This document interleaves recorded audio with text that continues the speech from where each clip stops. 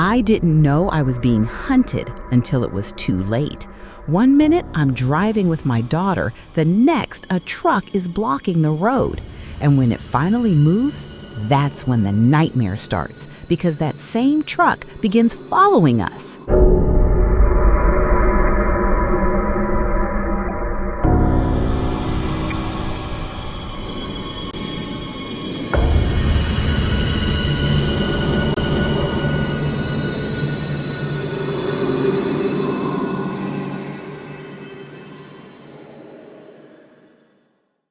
I still can't believe what happened to me and my daughter that day. Even months later, I feel the panic creeping back whenever I think about it. It was supposed to be a simple, long drive, nothing extraordinary. I was driving my 7-year-old daughter, Lily, to see her grandparents. A few hours drive, plenty of snacks, music to keep her entertained, and the promise of warm hugs and home-cooked food at the end of it.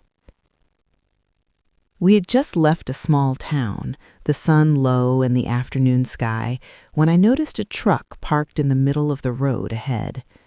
At first, I thought it had broken down, maybe waiting for help, but something about it didn't feel right.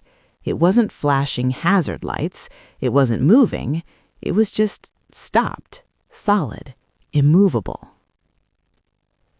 I slowed down, keeping a safe distance, and waited. 1 minute, 2, 3, nothing. I pressed the horn once, a long honk. No response. I pressed it again, harder. Still nothing. Then a man appeared, walking from a car parked near the truck. I watched carefully as he climbed into the truck and finally drove it out of the way.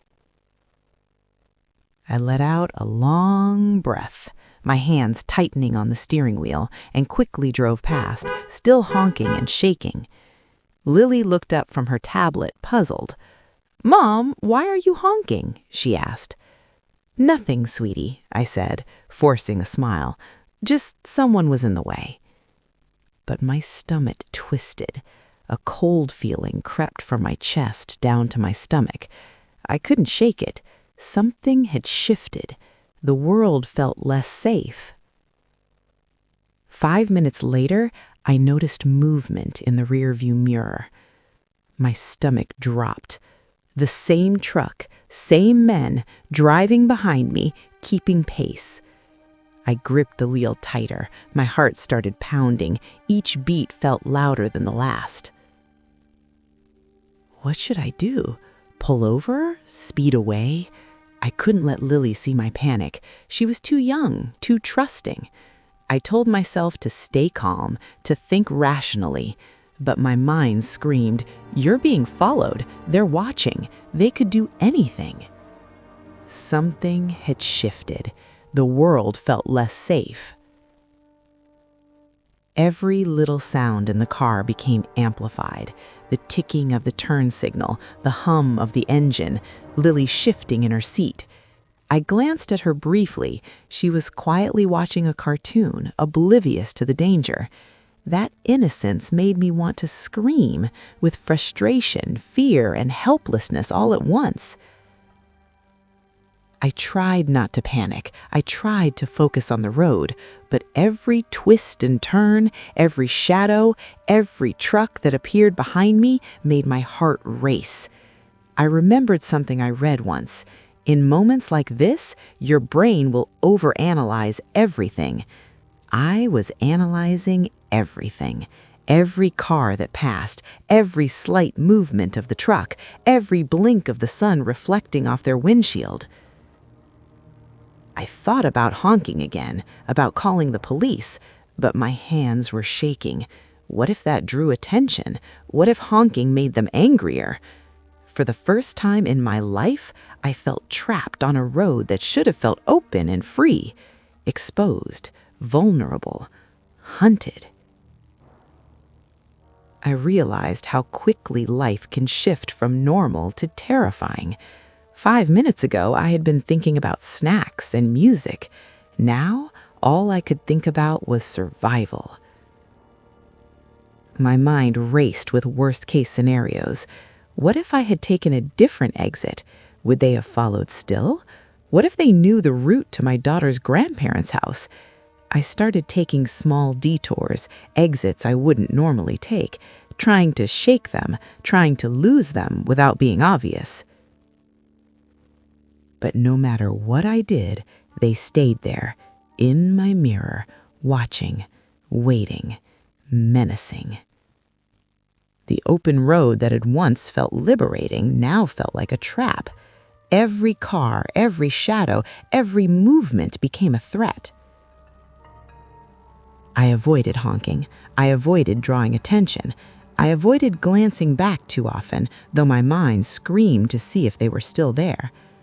Every time I checked, there they were, silent, patient, menacing. Finally, after what felt like an eternity, the truck disappeared. I didn't see them take an exit or turn off. They were just gone. I pulled over to a safe-looking spot, trembling, my hands shaking, my stomach in knots. Lily looked at me curiously. "Mom, are they gone?" she asked.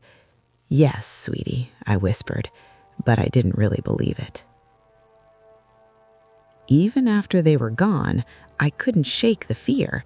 Every sound outside, another car, a horn, a dog barking, made me jump. I realized something horrifying. I didn't feel safe anymore. Not on that road, not on any road. Even simple errands felt risky. I thought about how quickly normal life can flip. One minute I was planning snacks and music. The next, I was planning escape routes and worst-case scenarios. All because of two men and a truck. Since that day, I haven't honked my horn unless absolutely necessary. I avoid roads at night when I can. I check my mirrors constantly. And Lily? She's too young to understand why I'm suddenly so cautious. But I carry that fear for both of us. I'll never forget it. That drive, the sense of being hunted, the helplessness. A normal day, a simple drive, a moment that should have been ordinary, and yet it became a nightmare I'll never forget.